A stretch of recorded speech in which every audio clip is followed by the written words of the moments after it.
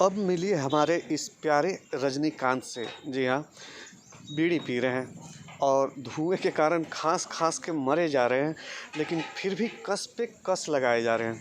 चलिए, इन्हें लोग पागल कहते हैं, शायद ये वैसी हरकत करते हों, लेकिन जिनके पास दिमाग है वो भी तो कुछ ऐसी ही हरकतें करते हैं दोस्तों। तो एक हाथ से अपना ये थैला और अपना पैंट संभाले हुए हैं और दूसरे हाथ में बीड़ी है, और इनको 2 बार मैं बेल्ट उपलब्ध करा चुका हूँ, इनके कमर पेटी, लेकिन इन्होंने उसका इस्तेमाल नहीं किया। थोड़े स्वाभिमानी टाइप के हैं और हमारे यहाँ ये प्रतिदिन 1 बार अपना मुख दर्शन देने ज़रूर आते हैं, और उसका कारण है मात्र 10 रुपये रोज़ का मिलना। हेलो दोस्तों, मैं दिलीप सिंह आप सभी दोस्तों का आज के अपने इस नए वीडियो में हार्दिक स्वागत करता हूं। जी हाँ दोस्तों, आज मैं आया हूं एक अपने ऐसे मित्र के पास जिनके साथ मेरे कारोबारी रिश्ते हैं, और वो कारोबार उनका क्या है और उनसे मेरे कारोबार का कैसे संबंध बना, चलिए इस पे आज हम रोशनी डालेंगे, प्रकाश डालेंगे। काफ़ी दिनों से यहाँ आने का मैं प्रोग्राम बना रहा था, मन बना रहा था। हालांकि मेरे शहर में ही है ये और ये सारा कुछ भी, परंतु यहाँ तक आने में मैंने काफ़ी वक्त लगा दिया। लेकिन मैंने ठान लिया था कल ही कि मेरे 3K यानी कि 3000 सब्सक्राइबर मेरे कल ही पूरे हुए। तो खुशी तो मन में कुछ है ही, तो सोचा कि क्यों ना आज कुछ अलग टाइप का दिखाएं, आप सबों को अलग टाइप का अनुभव करवाएं, फील करवाएं, इस खुशी में कि मेरे 3000 सब्सक्राइबर मैंने पूरे कर लिए, और ये आप सबों के दम पे हुआ है, आप सबों के सहयोग से हुआ है। तो चलिए अधिक बातें नहीं करेंगे और विषय पर ध्यान देंगे, सब्जेक्ट पर ध्यान देंगे। सबसे पहले आप सब इस परिवेश से वाकिफ़ हो लें। हाईवे के किनारे ही है और हमारे शहर के अगल बगल में ही है, अधिक दूर नहीं कहेंगे, और बियाडा एरिया है ये। अब आप समझ सकते हैं कि मैं कहाँ आया हूँ और किस लिए आया हूँ। जी हाँ, धीरे धीरे रोशनी पड़ रही है विषय पर, सब्जेक्ट पर, और आप सब्जेक्ट देख रहे हैं।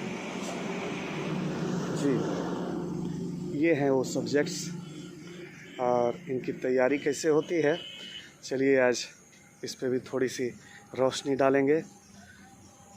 कलाकारों का काम है और ये कलाकारी थोड़ी मेहनत भरी है।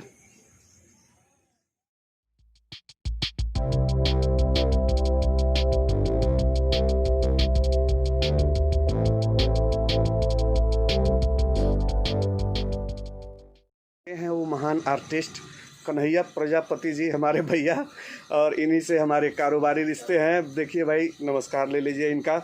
और आप सब तो शायद न सहयोग कर पाएँ इनका, लेकिन क्यों नहीं कर सकते। जब इसी कुल्हड़ में आप चाय पीते हैं तो वो सहयोग ही है, और इससे बड़ा और सहयोग क्या हो सकता है दोस्तों। और ये वाली कलाकारी हमेशा से मुझे प्रभावित करती है कि नरम नरम मिट्टी, घूमता हुआ चाक, और उस पर आपके हाथों का स्पर्श, और फिर कुछ बन के निकलता है, कुछ छन के निकलता है, और जो निकल रहा है, जो बन रहा है, वो आप सबों के सामने प्रस्तुत है ही। पहले जो ये चाक हुआ करते थे दोस्तों, वो हाथों से घुमाए जाते थे और काफ़ी एनर्जी खर्च होती थी, काफ़ी मेहनत लगता था, वक्त भी जाता था। लेकिन टेक्नोलॉजी ने बहुत कुछ अच्छा किया है इंसानों के लिए। तो देखिए, भैया ने भी टेक्नोलॉजी का इस्तेमाल किया है, और ये मोटर चालित है, मोटर से संचालित है इनकी ये चाक। और वो जो हाथ से और लाठी से घुमाई जाती थी चाक, उसका चाक काफ़ी बड़ा हुआ करता था और काफ़ी एरिया में हुआ करता था। और आपने अगर कभी देखा होगा उस टाइप के चाक को, तो आप समझ सकते हैं कि कितना डिफ़िकल्ट होता था। और ये काफ़ी आराम है, लेकिन आराम में भी दोस्तों मिट्टी तैयार करनी पड़ती है और मिट्टी को पहचानना पड़ता है। किसी भी मिट्टी से आप ये सब कुछ नहीं बना सकते। मिट्टी खास तरह की होती है और उसको पहचानने की कला सिर्फ कन्हैया प्रजापति भैया टाइप के लोगों के पास ही है। जो आर्टिस्ट हैं वही जान सकते हैं कि इनके काम की चीज़ जो है वो क्या है। तो काफ़ी अच्छा महसूस कर रहा हूँ आज यहाँ आकर मैं, और इनसे मिलकर और इनके इस कलाकारी को लाइव देखकर कभी देखा नहीं था। सोचा था कारीगर रखा करते होंगे और कारीगरों से बनवाया करते होंगे। फिलहाल लॉकडाउन में नहीं है भैया, इससे पहले 1-2 रहता था। लॉकडाउन में नहीं है ना? लॉकडाउन में घर चले गए। फिलहाल यहाँ हम और मम्मी साथ में रहते हैं। अच्छा। माँ इस लॉकडाउन में दोस्तों बहुतों का कबाड़ा किया है। तो जो किसी स्टैंड पे थे, कहीं पहुँचे हुए थे, पैसे वाले थे, उनका तो उतना नहीं बिगड़ा, लेकिन हम जैसे भाइयों का, भैया जैसे भाइयों का बहुत कुछ बिगड़ चुका है। और हमारे कन्हैया भैया यहाँ जो रहते हैं तो मम्मी जी के साथ रहते हैं, और ये हैं इनकी मम्मी जी। मम्मी जी को प्रणाम है और आप सबों के तरफ से भी अभिवादन कर रहे हैं कन्हैया भैया के मम्मी जी का। तो चलिए, आपने अच्छा बच्चा पाया है और काफ़ी मेहनती है आपका लड़का, यही कहेंगे और क्या कह सकते हैं। काफ़ी मेहनत भरा काम है दोस्तों, और ये इतनी आसानी से संभव नहीं है। बाजुओं पे काफ़ी जोर पड़ता है, कमर रीढ़ सबको एक साथ मिलकर जोर लगाना पड़ता है, तब जाके ये आकार निकलते हैं।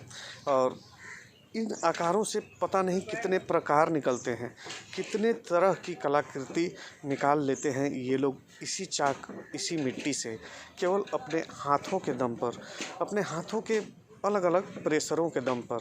और देखिए कितना खूबसूरत लग रहा है, कोई पेंटर पेंटिंग कर रहा हो।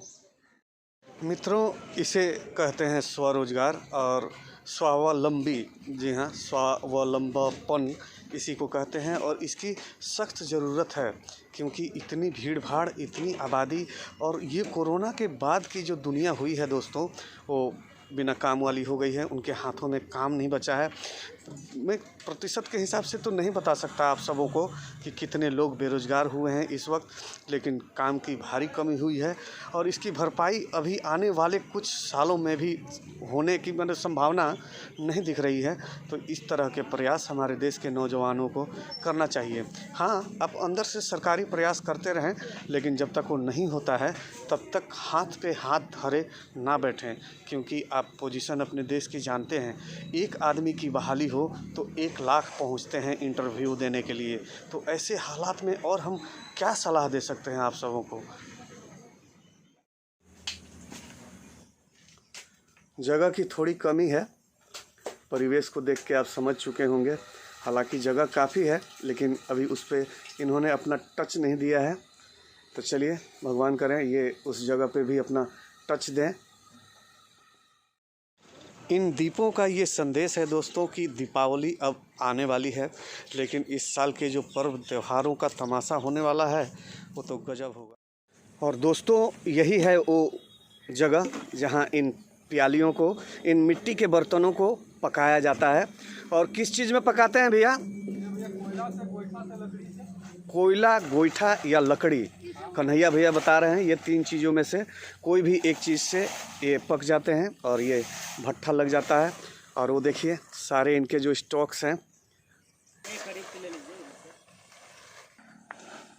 तो दोस्तों, ये सारे स्टॉक्स हैं जो इन्होंने बुरे समय के लिए बचा के रखे हैं, यही कहेंगे।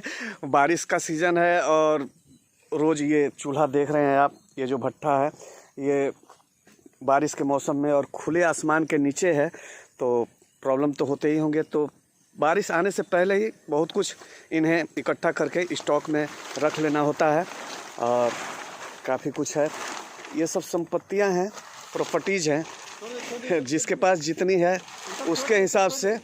और अच्छा लगा ये सब कुछ देखकर, और ये मेरा पहला अनुभव है। फिर किसी ऐसे दिन आएंगे दोस्तों कि इसको जलता हुआ आप सबों को दिखा सकें, और मेरे पास वक्त नहीं होता, नहीं तो किस तरह से इस भट्ठे को सजाते हैं, कोयला या लकड़ी या गोईठा को कहाँ रखा जाता है, और इन सारे कच्चे मटेरियल्स को, ये तो पके हुए हैं, तो कच्चे जो प्याली होते हैं जिन्हें पकाने के लिए इस पर डाला जाता है, उसे कैसे डाला जाता है, ये सब कुछ मैं आप सबों को एक्सप्लेन कराना चाहता था, परंतु वही वक्त का अभाव, समय का अभाव। तो ये जो गमले दिख रहे हैं, मुझे नहीं लगते कि ये मिट्टी के हैं। तो चलिए कन्हैया भैया से ही पूछते हैं कि ये किस चीज़ से तैयार होते हैं। तो कन्हैया भैया, ये क्या मिट्टी के हैं? नहीं भैया, ये सीमेंट के हैं, और इसमें बनाने में सकमकमर पाउडर का डस्ट और सीमेंट का जो पाउडर होता है उसको मिला के इसको घोला पहले बनाते हैं। अच्छा। घोला को इस फरमा में पेस्ट करते हैं। अच्छा, ये फार्मा है? ये फरमा है, इसका डाई है। अच्छा, डाई है। हाँ, उसके बाद इसमें मसाला बना के, सीमेंट और बालू का मसाला बना के इसको अंदर से पेस्ट करते हैं और मतलब चिकन करते हैं, करनी और वगैरह जो उसका सामान है। अच्छा, और उसके बाद इसमें डाल के मतलब ढाल देते हैं, ढलाई टाइप की? ढलाई कर देते हैं। उसके बाद इसको 1-2 दिन छोड़ देते हैं इसमें सूखने के लिए। अच्छा। फिर ये 2 दिन के बाद धूप में इसको निकाल देते हैं। ये फरमा से फिर अलग हो जाता है, खुद ब खुद अलग हो जाता हाँ, है? इसको फरमा को अलग मतलब ऐसे पलटी करके हाँ। और खींच लेते हैं। अच्छा। और गमला नीचे और फरमा ऊपर। चलिए, ये चीज़ मुझे पता नहीं थी। मैं सोचता था कि ये सब चीज़ें जो हैं वो हैंडमेड ही हैं और चाक पे ही बनती होंगी, लेकिन आज पहली बार पता चला कि इन सबों में संगमरमर का पाउडर भी होता है भाई। तो चलिए, एक नया अनुभव प्राप्त हुआ मुझे और अच्छा लगा ये सब कुछ जानकर। नई जानकारियाँ पाकर किसे अच्छा नहीं लगता। तो धन्यवाद है कन्हैया भैया आपका, इन सब चीज़ों से आज रूबरू करवाए। मेरे दुकान जाने का समय आप सबों को पता है दोस्तों, लेकिन मैं आज कन्हैया भैया के यहाँ आने के लिए ही जानबूझकर लेट किया हूँ और चलने की बेला हो गई है, बारी हो गई है। तो अब हम कन्हैया भैया और हमारे मेराज भैया, इन दोनों भाइयों से अब विदा लेंगे और काम की तरफ चलेंगे। तो चलिए दोस्तों, मेरे कोई भी वीडियोज अगर आप सबों को किसी भी कारण से अच्छे लगते हो, पसंद आते हो, तो प्लीज़ जो नए हैं वो मेरे चैनल को सब्सक्राइब कर लें। लाइक, कमेंट, शेयर ये सारे आपके जिम्मे हमेशा से रहे हैं, सो आज भी रहे हैं, रहेंगे। जी हाँ, और इसी के साथ जय जवान, जय किसान और जय विज्ञान दोस्तों। धन्यवाद सुनने के लिए।